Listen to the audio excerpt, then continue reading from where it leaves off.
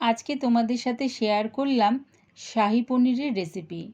পেঁয়াজ, টমেটো, রসুন এমনকি ক্রিম ছাড়াও নিরামিষ শাহী পনির প্রিয়া ইপসা কিচেনের থেকে তোমাদের সাথে শেয়ার করলাম। রেসিপিটা ভালো লাগলে প্লিজ আমার চ্যানেলটিকে লাইক ও শেয়ার করে দিও। তবে দেখে নাও আমি এটা কেমনভাবে তৈরি করি। আমি পনিরগুলোকে এরকম ছোট ছোট টুকরো করে কেটে নিয়েছি। তোমরা তোমাদের ইচ্ছা অনুযায়ী পনিরগুলো কেটে নিতে পারো।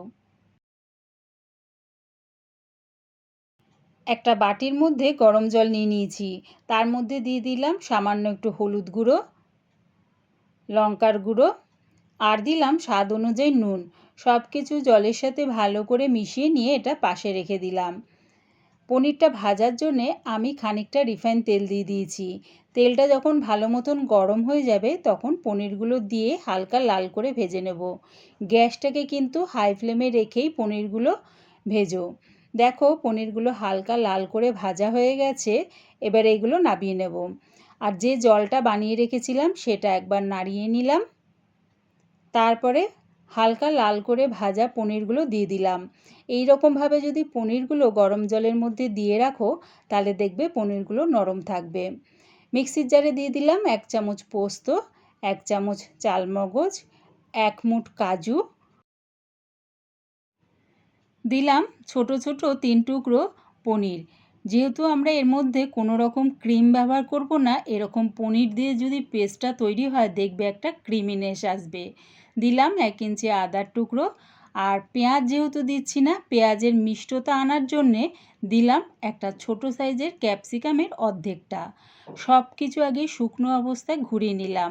তারপরে সামান্য একটু জল দিয়ে মিহি একটা পেস্ট বানিয়ে নিলাম। দেখো পনিরটা দেওয়াতে পেস্টটা কতটা ক্রিমি হয়েছে দেখেছো। পনির ভাজার তেলের মধ্যে দিয়ে দিচ্ছি 1/2 চামচ গোটা জিরে, 4-5টা লবঙ্গ, 4টে ছোটো এলাচ আর 2 টুকরো দারচিনি। এই সময় কিন্তু গ্যাসটাকে আমি মিডিয়ামে রেখেছি।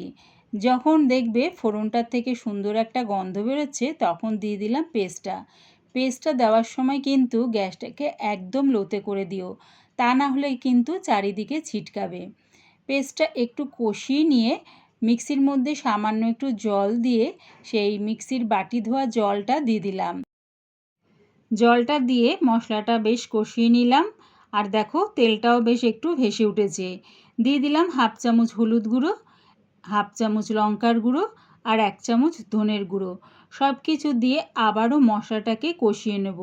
যখন দেখবে এরকম তেলটা ছেড়ে এসছে মশলা থেকে, তার মানে খুব সুন্দরভাবে কষানো হয়ে গেছে। দেখো মশলার কালারটা কি সুন্দর এসছে দেখেছো। দেখো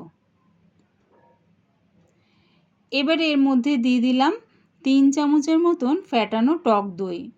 টক দইটা আমি মিক্সির জারে দিয়ে ফেটিয়ে নিয়েছিলাম। টক দইটা দেওয়ার সময় কিন্তু গ্যাসটাকে আবার লোতে করে দেবে। টক দইটা দিয়ে ভালো করে মশলার সাথে মিশিয়ে নিয়ে দিয়ে দিলাম স্বাদ অনুযায়ী নুন। আর দিলাম টক ভাবটাকে ব্যালেন্স করার জন্যে 1/2 চামচ চিনি। সব কিছু ভালো করে মিশিয়ে নিয়ে আবারও একটু কষিয়ে নিলাম। এবারে পনিরটা দেখো, যেহেতু আমি ওই গুঁড়ো মশলার মধ্যে ভিজিয়ে রেখেছিলাম, দেখো পনিরের কালারটা কি সুন্দর এসছে দেখেছো। পনিরগুলো গরম জলের থেকে তুলে মশলার মধ্যে দিয়ে দিলাম। আর পনিরগুলো যে জলের মধ্যে ভিজিয়ে রেখেছিলাম সেই জলটা দিয়ে দিলাম অল্প করে। যে যেরকম গ্রেভি রাখবে সেই অনুযায়ী জলটা ব্যবহার করো। সব কিছু ভালো করে পনিরের সাথে মিশিয়ে নিয়ে 2টো কাঁচা লঙ্কা 2 টুকরো করে দিয়ে দিলাম 1 চামচের মতন কাসুরি মেথি। সব কিছু ভালো করে মিশিয়ে নিলাম। গ্যাসটাকে মিডিয়ামে রেখে চাপা দিয়ে এটা হতে দিলাম। তাহলে কি হবে, সব মশলার স্বাদ আর গন্ধ পনিরের মধ্যে ঢুকে যাবে। প্রায় 2 মিনিট পর চাপাটা খুলে দিয়ে দিলাম 1 মুঠ ধনেপাতা কুচি। রেডি হয়ে গেছে আমার নিরামিষ শাহী পনির। একবার আমার মতন করে বানিয়ে দেখো, দারুণ লাগে খেতে। ভালো করে মিশিয়ে নিয়ে চাপা দিয়ে আরও 30 সেকেন্ডের মতন এটা ফুটিয়ে নিলাম। এবার এটা নামিয়ে নিচ্ছি। আমার এই শাহী পনিরের রেসিপিটা পুরো দেখার জন্যে প্রিয়া ইপসা কিচেনের থেকে তোমাদের সবাইকে অনেক ভালোবাসা রইল। দেখো ক্রিম ছাড়াও কিন্তু গ্রেভিটা কতটা ক্রিমি হয়েছে, দেখেছো? আমার এই নিরামিষ শাহী পনির রেসিপিটা ভালো লাগলে প্লিজ আমার চ্যানেলটিকে সাবস্ক্রাইব করে দিও।